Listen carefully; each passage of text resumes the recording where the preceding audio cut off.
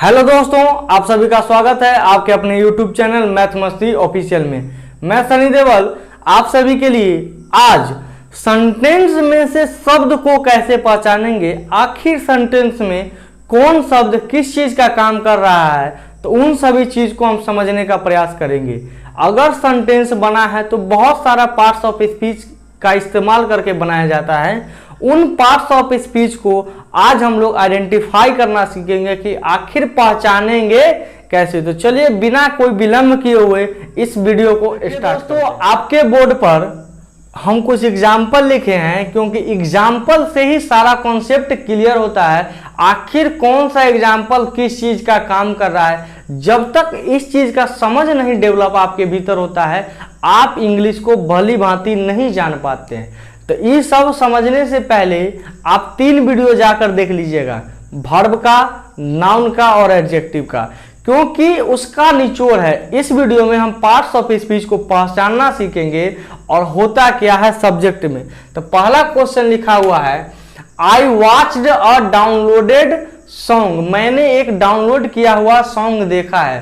तो देखिए ये जो वॉच्ड है बहू, ये काम वर्ब का करता है। क्यों?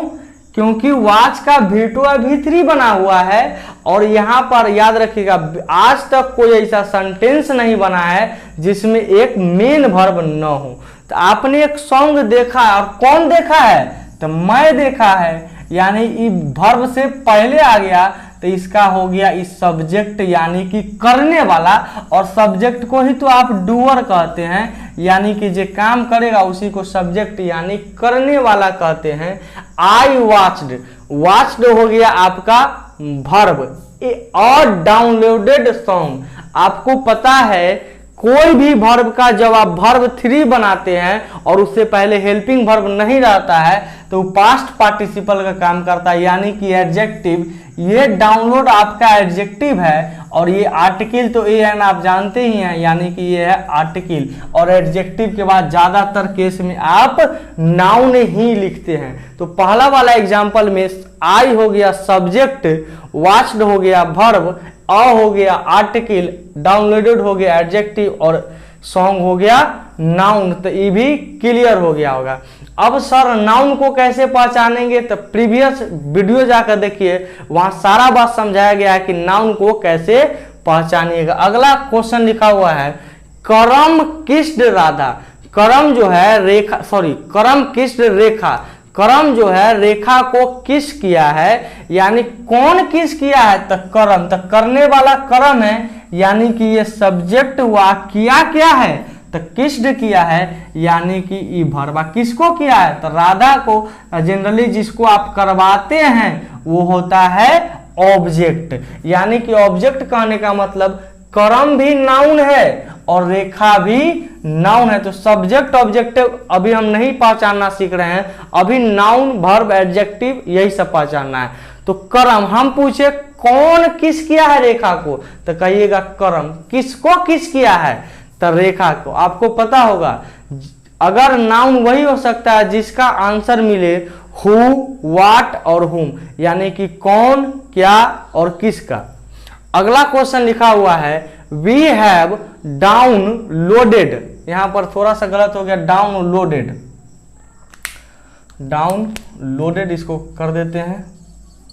We have downloaded the song. तो देखिए कौन डाउनलोड किया है सॉन्ग? तो कहिएगा सर हम लोग, यानी कि जो वी है ये आपका सब्जेक्ट है। क्या किए हैं? तो डाउनलोड, तो ये आपका हो गया वर्ब। अब वर्ब से जो पहले आता है उसको कहते हैं हेल्पिंग वर्ब।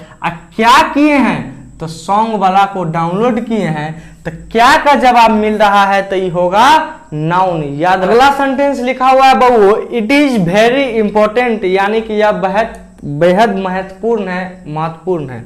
तो क्या महत्वपूर्ण है? तो इट, यानी कि जो इट है जो वर्ब से पहले आता है उसको सब्जेक्ट, यानी कि, और सब्जेक्ट या तो नाउन होगा या तो प्रोनाउन होगा। याद रखिएगा, सब्जेक्ट नाउन और प्रोनाउन दोनों में से कोई एक ही होता है। हम पूछे क्या महत्वपूर्ण है, तो कहिएगा सर इट। जवाब मिला क्या का, और जब जवाब क्या का मिलता है तो वो होता है नाउन, और इज आपका है वर्ब हो गया।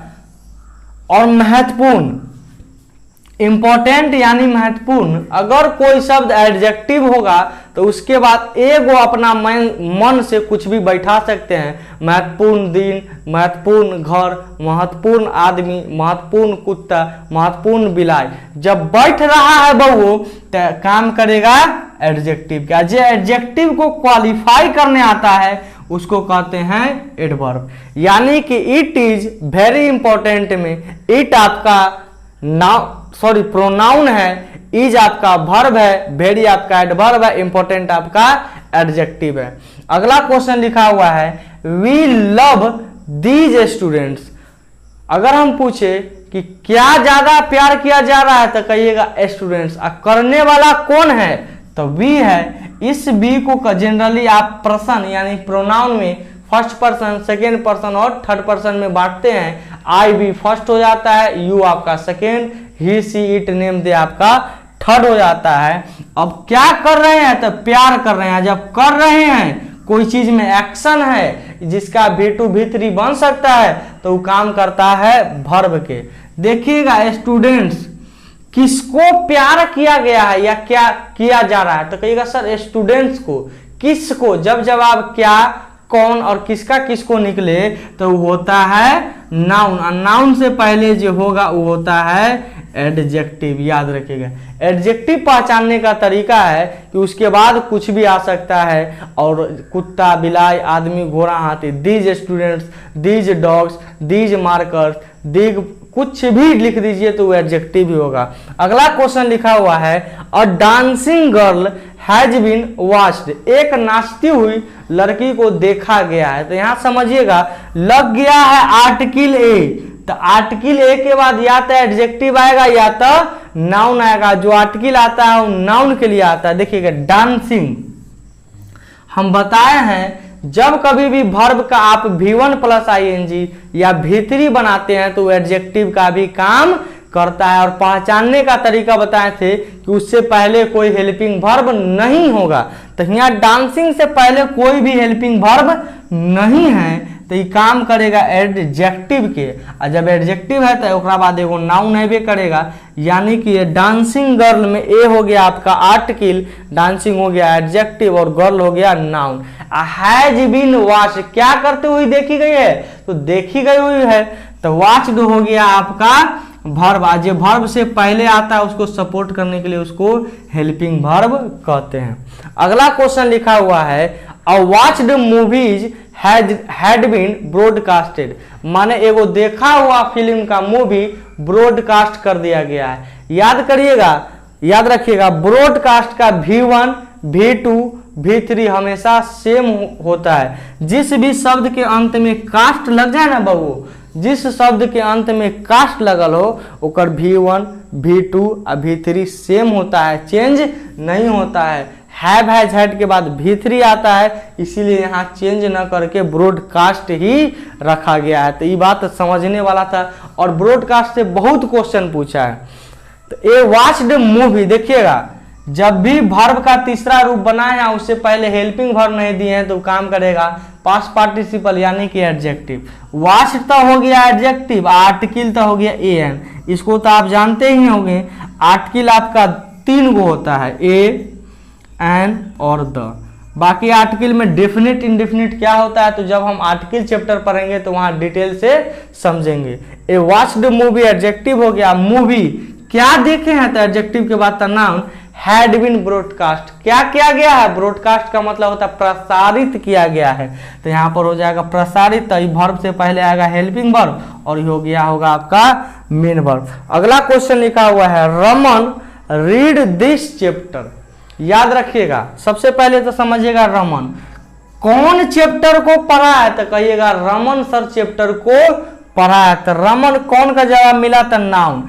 आई रीड प्रेजेंट न है, आपको पता होगा रीड का V1 V2 और V3 हमेशा सेम होता है, उनमें चेंजेज नहीं होता है। तो ये रीड पास्ट का लिखा हुआ है यानी कि इसको V2 समझना है। और दिस चैप्टर दिस एडजेक्टिव होता है। अब पहचानिएगा कैसे, this man this cat, this dog, this watch, this marker, this girl, this कुछ भी, जब कुछ भी हो जाएगा तो ये काम करेगा एडजेक्टिव। एडजेक्टिव के बाद होता है वो नाउन होता है और दूसरा चीज नहीं आता। उम्मीद है दोस्तों यहाँ तक सारा बात समझ में आ गया होगा। छोटा वीडियो इसलिए बनाया है ताकि हर चीज क्लियर हो जाएगा।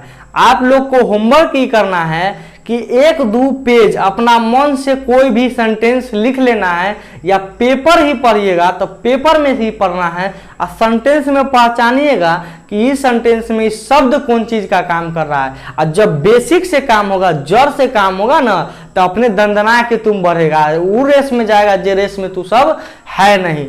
तो यहाँ तक सारा बात समझ में आ गया होगा। तब तक इस चैनल के साथ बने रहिएगा, मुस्कुराते रहिएगा, लाइक शेयर सब्सक्राइब करते रहिएगा। मिलते हैं हम लोग अगले वीडियो में। आपका दिन शुभ हो। Have a nice day, best of luck, धन्यवाद।